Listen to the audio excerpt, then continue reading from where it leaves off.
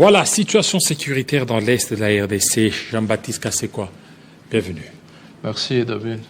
Voilà, on a signé l'accord. Comment vous trouvez avant l'accord et après l'accord? Avant tout, il faut d'abord penser à la situation humanitaire des populations ayant fui Uvira. Ce soir, j'étais en train de lire une décision du ministre burundais de l'Intérieur qui demande à tous les réfugiés congolais se trouvant dans des familles d'accueil ou ayant pris à location des maisons dans Bujumbura de quitter ces maisons pour se rendre tous dans des centres de transit, notamment à Gatumba et ailleurs. Parmi ces gens-là, vous avez des défenseurs des droits de l'homme dont la sécurité est menacée. Vous avez des malades qui ne peuvent pas résister aux conditions difficiles dans des camps, parce que dans des camps de transit-là, ces populations manquent de tout. Un litre d'eau est passé de 2000 francs burundais à 8000 francs burundais. Il manque de la nourriture, il manque de tentes. La pluie tombe sur des vieilles personnes comme sur des enfants.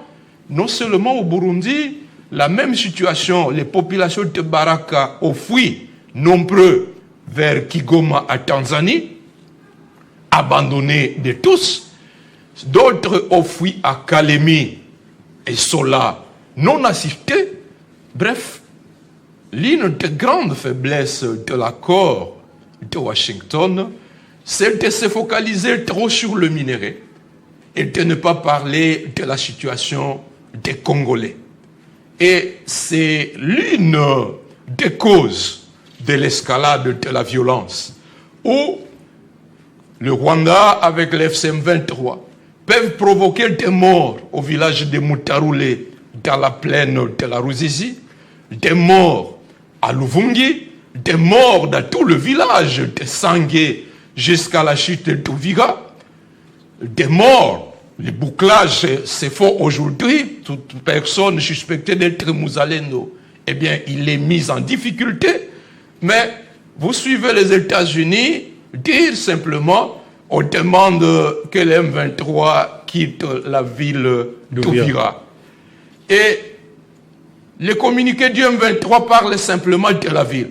Mais que signifie quitter la ville d'Uvira si dans l'entretemps, les gens du M23 sont en train de déployer des renforts à Makobola, à 20-25 km d'Uvira, si simplement ils quittent Uvira pour garder le contrôle de Kiliba, de Sangué, de Luvungi, garder le contrôle de toutes les montagnes autour de Uvira, vous libérez simplement la ville administrativement, vous gardez le contrôle militaire de toutes ces montagnes-là. Quel est le militaire congolais qui viendra s'aventurer dans une ville sous la plaine lorsque le M23 serait présent dans toutes ces montagnes, comme je l'ai dit? Non. Il ne faut pas qu'on trompe la vigilance du peuple congolais. Et malheureusement, le peuple congolais est devenu quelque peu naïf. On se réjouit même des décisions cosmétiques. On se contente du peu. C'est comme si notre analyse n'est pas à la hauteur de défi. Ensuite, il faut se poser la question. Quelle est la contrepartie que les États-Unis apportent dans la résolution de la crise congolaise en échange aux minéraux que l'administration Félix lui a donné? Il faut lire l'accord de partenariat stratégique entre les États-Unis et la RDC. Cet accord-là, David, c'est pire que le poison rwandais dont Patrick Mouyaya a toujours parlé. Lisez l'article 4. Moi, j'ai l'accord avec moi. Allez-y. Lorsque vous lisez l'article 4 du partenariat stratégique entre la RDC et les États-Unis, il est dit que la RDC établira une liste initiale des ressources minérales critiques, des ressources aurifères et des zones d'exploitation non autorisées qui feront partie de ce que l'on appelle la réserve stratégique d'actifs. Cette liste sera envoyée à ce qu'ils appellent la commission conjointe États-Unis-RDC. Alors, cette liste-là, la RDC va l'enrichir, augmenter des gisements sur cette liste régulièrement. Les États-Unis peuvent aussi identifier un gisement et recommander que ça soit ajouté sur cette liste. Alors, sur cette liste, article 7, parlant du processus d'investissement, dans cette liste des réserves dits stratégiques, le point 2 dit, la RDC accordera aux ressortissants américains un droit de première offre pour les projets de cette réserve d'actifs stratégiques. C'est-à-dire, pour tous ces gisements, les ressortissants américains ont le droit de compétir pendant 9 mois. Ils sont seuls.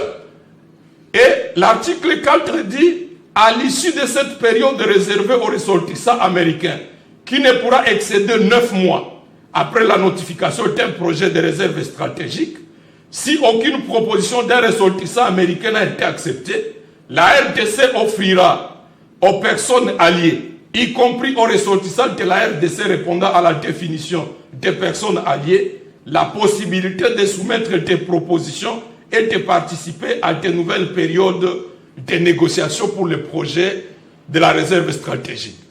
Autrement dit, même moi qui suis congolais, s'il y a une société congolaise, elle n'a pas le droit de soumissionner à obtenir des gisements qui figurent sur la liste stratégique jusqu'à ce que les ressortissants américains épuisent d'abord la période de 9 mois, et cette période de 9 mois peut être prolongée. Si seulement au bout de ces 9 mois, il n'y a aucune société américaine qui gagne ce marché, c'est alors que même les Congolais peuvent être autorisés à déposer une soumission à une offre lancée. Encore qu'il faut que ces Congolais remplissent les conditions des personnes alliées aux États-Unis. Est-ce que ça c'est inacceptable sur notre propre sol? Et surtout que la contrepartie de paix n'est pas là. Il n'y a pas de paix, alors que c'est un accord qui devrait être échangé entre minéraux ainsi que la paix. C'est pourquoi cet accord ici, c'est une arnaque, je m'excuse de le dire comme l'arnaque. ça. Lisez le fameux accord du 27 juin. J'ai l'accord entre mes mains. Le mal, c'est que les Congolais ne sont pas en train de lire ces documents. Ils suivent aveuglement ce que leurs fameuses autorités immorales leur disent. Autorité morale. Autorité morale. Mais lorsque vous lisez cet accord, la section 12 de l'annexe 2 qui traite du concept des opérations dit ceci, que les opérations concept, je prends seulement la section 8, concept d'opération. Il dit que la conduite des opérations de neutralisation des FDLR et la levée de ce qu'ils ont appelé les mesures défensives du Rwanda va se faire à 4 phases. Première phase, la préparation en 15 jours. Deuxième phase, la conduite des opérations pendant 30 jours. Et la conduite des opérations comprend 5 étapes. Neutralisation des FDLR et des groupes supplétifs, réalisation des actions ciblées contre les FDLR, évaluation conjointe de l'exécution du plan de neutralisation des FDLR, levée des mesures défensives du Rwanda et fait des opérations ponctuelles transfrontalières, 5 évaluations conjointes de l'évaluation du plan de désengagement ou levée des mesures défensives du Rwanda. En dehors 30 jours. Est-ce qu'ils nous prennent pour des idiots pour que nous puissions croire que dans un chronogramme de 30 jours, on va neutraliser les FDLR qui sont là, du moins, depuis 1994. Le Rwanda a contrôlé la zone Est sous le RCD, n'a pas pu les neutraliser. Encore que les zones, les territoires où l'on peut estimer que le Rwanda a une menace à sa frontière par la présence des FDLR, ces territoires-là sont sous occupation de l'armée rwandaise et du M23 depuis plus d'une année, de 2 ans. Comment peut-on s'imaginer qu'en dehors 30 jours, ces FDLR, ces groupes supplétifs, dont la liste n'est pas donnée, seront tous neutralisés et qu'en dehors 30 jours, même l'armée rwandaise aura levé ces mesures. Soit les médiateurs ne connaissait pas la gravité du problème, soit alors il a voulu simplement nous faire signer cet accord pour obtenir ce qu'il visait. Et ce qu'il visait, c'est quoi? C'est l'accord autour de l'accès aux minéraux stratégiques. Aux minéraux sans résoudre les vrais problèmes. Sans résoudre les vrais problèmes, parce qu'il est exclu de penser qu'à 30 jours, on pouvait résoudre ce problème. Et les résultats, c'est lesquels? C'est qu'au bout de 9 mois, parce qu'il a été dit que la neutralisation des effets de l'air et la levée des mesures défensives du Rwanda doivent être réalisées dans un délai de 3 mois. Et dans la logique, consécutivement à ces 3 mois, il a été dit à la section 6 que les parties qu'on vient de lancer, dans les 3 mois suivant l'entrée en vigueur du présent accord, les cadres d'intégration économique régionale. Les cadres d'intégration économique régionale devaient être signés après 3 mois, c'est-à-dire après que le Rwanda ait retiré ses troupes. Raison pour laquelle le 5 octobre, le gouvernement de la RDC a refusé d'abord de paraffer les cadres d'intégration économique. Par la suite, sous la pression des États-Unis, le 7 novembre, le gouvernement a signé cet accord sans avoir obtenu le préalable du retrait des troupes rwandaises de notre territoire. Et en signant cet accord le 7 novembre, à paraphant, le gouvernement a dit qu'il a obtenu que dans cet accord, on introduise un paragraphe, le paragraphe 4, qui dit que l'accord, le cadre d'intégration, entrera en vigueur dès que les CONOPS aura été mis en œuvre de manière satisfaisante. C'est ce que le gouvernement nous a dit. Mais dans l'entretemps, le 4 décembre 2025, le même jour où l'on signait ce fameux cadre d'intégration économique, on a signé 2 autres accords. Premier accord, le partenariat stratégique RDC-États-Unis. Deuxième accord, le partenariat stratégique États-Unis-Rwanda. Et ces accords, ces 2 accords de partenariat stratégique ne sont pas conditionnés au retrait de l'armée rwandaise de notre territoire. Non. Lorsque vous lisez l'article 16.2 du partenariat stratégique RDC-États-Unis, il vous dit que cet accord de partenariat entre en vigueur dès qu'il y a des fonds disponibles. C'est-à-dire les sociétés américaines habilitées à soumissionner au gisement de la réserve d'actifs stratégiques. Si ces sociétés ont des fonds pour obtenir les gisements dans les Manono, dans les Lualaba, du cuivre, des sécamines partout là, dès que l'argent est là, ces accords de partenariat stratégique entrent en œuvre, sont exécutés. Ce n'est plus soumis à la conditionnalité d'obtenir le retrait des troupes rwandaises. C'est-à-dire que notre gouvernement a capitulé sous la pression des États-Unis, mais on se pose la question de savoir pourquoi les États-Unis n'ont pas fait pression sur le Rwanda et dire, dans l'accord du 27 juin, il a été dit que le cadre d'intégration économique sera signé. Dès que tu auras retiré tes troupes, retire tes troupes pour nous permettre, nous, d'accéder aux minéraux. Non, on n'a pas demandé ça au Rwanda, mais on a fait pression sur notre gouvernement. Des amis qui sont aux États-Unis me disent que les délégués de la RDC n'ont même pas discuté des accords, ils n'ont même pas négocié, ils ont simplement signé. Dans leur entendement, je me pose la question, ils se posaient peut-être la question. Donc ce sont des accords qui ont été rédigés par les Américains eux-mêmes. Ils viennent, ils vous imposent. Ils imposent. Certains me disaient d'ailleurs, parmi les négociateurs américains, ils sont étonnés de constater que les Congolais ont signé sans discuter. Sans discuter. Ils sont étonnés que les Congolais aient accepté ces accords pareils et qui, disais-je, ne donnent aucune contrepartie sécuritaire à la RDC. Et donc, pour terminer, si réellement les États-Unis veulent se racheter avec ce drame, cette tragédie de Uvira, je voudrais voir les États-Unis agir comme lorsque les Nations Unies ont agi en 2012. Le M23 a pris le contrôle de Goma le 20 novembre. Il y a eu une réunion de la CIRGL, le 24 novembre, 4 jours après, la CIRGL a donné l'ordre au M23 de se retirer de Goma. Par la suite, le Conseil de sécurité des Nations Unies a voté la résolution 2098 qui a créé la brigade d'intervention des Nations Unies. On a donné un mandat robuste à la MONUSCO. Pourtant, à ce cas-là, le régime Kabila n'a pas donné de minéraux aux États-Unis ou à qui que ce soit. Donc ici, avec tous les minéraux que Félix a donnés aux États-Unis, je voudrais que d'ici le 19, parce qu'on va voter une résolution qui renouvelle, qui configure le mandat de la MONUSCO. Et cette fois-ci, la MONUSCO ne sera pas dotée d'un mandat robuste? Si les États-Unis sont de bonne foi et veulent nous aider, premièrement, il faut que la MONUSCO soit dotée d'un mandat robuste.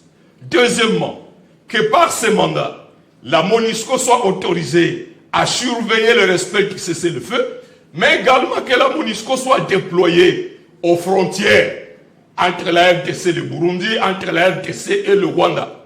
Troisièmement, que le financement de la MONUSCO soit renforcé. Parce qu'aujourd'hui, les États-Unis sont en train de réduire leurs contributions budgétaires. Et donc, si les États-Unis n'apportent pas significativement leur appui, il sera impossible d'avoir ces mandats. Si donc nous avons un appui comme celui-là, encore que il faut convaincre des pays contributeurs de troupes. En 2013, nous avons obtenu les pays de la SADC qui ont envoyé des troupes. Aujourd'hui, il faut trouver également des pays, mais ça ne va pas suffire. Si ce mandat est obtenu et que les troupes sont là, il faut convaincre la population congolaise, rétablir la confiance entre les Congolais et la MONUSCO sous son nouveau mandat. Parce que nous connaissons toute l'histoire. Et pour ça, il faut que tous les leaders d'opinion, dans les différentes couches de la société, soient convaincus de l'engagement nécessaire du gouvernement, soient convaincus de tout le méandre de ce nouveau mandat, parce qu'il y a urgence. Si, en 2026, cette crise n'est pas résolue à travers ce nouveau mandat de la MONUSCO, le Rwanda et les M23 peuvent bien geler la situation, attendre 2027, l'année électorale aux États-Unis. Trump sera en train de finir son mandat. Et comme ils ont endeuillé Goma et Bukavu, janvier-février 2024, pendant que Biden était en train de se retirer, eh bien, nous risquons d'assister en 2027 à une situation extrêmement dangereuse. Donc, il faut certainement aller résoudre vite les problèmes et cette fois-là, entrevoir les processus de dialogue. Ça s'impose. On n'a plus d'autre choix. Parce que avec ce qui nous est arrivé à Uvira, Félix a deux choix. Soit aujourd'hui, il accepte qu'un dialogue inclusif soit convoqué par des médiateurs neutres, pas un dialogue de façade qui sera sous son contrôle. Non, un dialogue sincère. S'il ne l'accepte pas aujourd'hui et que demain la situation dégénère, que la situation échappe davantage à son contrôle, eh bien, il va se retrouver dans un dialogue comparable au dialogue entre Mobutu et Laurent Désiré Kabila sur le bateau ou Tenika. C'est un dialogue où Kabila, Laurent Désiré, négociait les conditions de démission de Mobutu. Et ce scénario-là place le pays dans une situation extrêmement difficile. Le dialogue s'impose également. Pourquoi? Parce que ce que les M23 attendent obtenir à Doha, les fameux 8 protocoles restants, sont inacceptables par quiconque, par tout Congolais. Ils veulent obtenir ce qu'ils appellent les mesures sécuritaires de transition. C'est-à-dire que les M23 soient autorisés à constituer jusqu'à 50% la force de sécurité du Nord et Sud Kivu pendant une période, initialement ils avaient dit 5 ans. Seulement Nord Kivu, Nord et Sud Kivu. Nord et Sud Kivu. 2. Que les M23 avec le gouvernement central engagent des opérations pour amener la démobilisation des groupes Ouazalendo. Comment vous pouvez vous imaginer que les M23 participent à la démobilisation des Wazalendo. Comment c'est possible? La question des réfugiés. Comment la question peut être débattue à Doha, où les communautés du Sud Kivu, les Fulero, les Bashi, les Babeme, les Houndé, les Nande, les Hutus, les Nyanga sont absents? Pourquoi ne pas privilégier la participation de toutes ces communautés, comme en janvier 2008, lors de la conférence de Goma? Bref, même ceux qui pensent avoir le dessus, parce qu'ils veulent marchander leurs emplois de retraite de Uvira à l'obtention de ces concessions significatives à Doha. Félix peut bien signer ces concessions à Doha, comme il a signé ses accords suicidaires de Washington. Eh bien, pour la cause du Congo, nous sommes prêts à résister jusqu'au bout. Ces accords doivent bénéficier de l'appropriation de tous les citoyens, raison pour laquelle un dialogue national inclusif s'impose. Et Félix n'a aucun intérêt à tergiverser, à créer les conditions d'apaisement. Conditions d'apaisement autour de la problématique de la question des prisonniers politiques. S'il y a des prisonniers, pourquoi ne pas régler la question? Encore que le CICR s'était déjà porté candidat. La question des condamnations politiques. Félix s'est impliqué pour que la condamnation de ses partenaires, même Kamere et tous les autres, soit levée. Mais pourquoi cette question ne peut pas être réglée? Créer des mesures d'apaisement. On parle de l'enlèvement de Ramazan Chatari aujourd'hui. On parle de la traque contre des acteurs de plusieurs partis politiques d'opposition. Qu'est-ce que Félix gagne par cette radicalisation des esprits, de frustration immense, alors qu'au plan militaire, il est clair que tout au long de ces 7 ans de pouvoir, il n'a pas fait avancer les réformes du secteur de défense et de sécurité. Bref, le dialogue s'impose tel que le proposent les évêques et les pasteurs. Merci. En défaut, ce dialogue risquera de se faire sans Félix Tshisekedi, tel que sous l'Outenika, on a vu ce dialogue-là être en défaveur de Mobutu.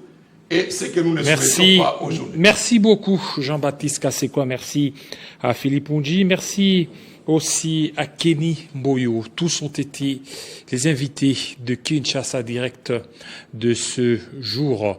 Fidèles téléspectateurs, restez branchés sur Télé 50. À 19h, vous allez suivre la grande édition de Christopher Ochokoum. Il sera 20h dans l'est de la République démocratique du Congo, 20h à Lubumbashi ou en Tanché. Restez branchés sur Télé 50. À très bientôt.